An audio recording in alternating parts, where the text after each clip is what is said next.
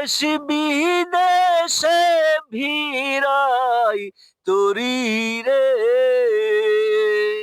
নঙর ফেলি ঘাটে ঘাটে নঙর ফেলি ঘাটে ঘাটে বন্ধরে বন্ধরে আমার মনের নঙর পইরা রইছে হায়রে সারেং বাড়ির ঘাটে ওরে নীল দরিয়া আমায় দে রে দে ছাড়িয়া বন্দি হইয়া মন আবধু আমার কান্দি রুইয়া রুইয়া। গানটি ভালো লাগলে সবাই সাপোর্ট করবেন।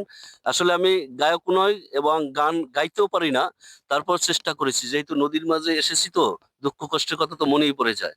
নদী দেশের মানুষ এবং নদীকে ভালোবাসি।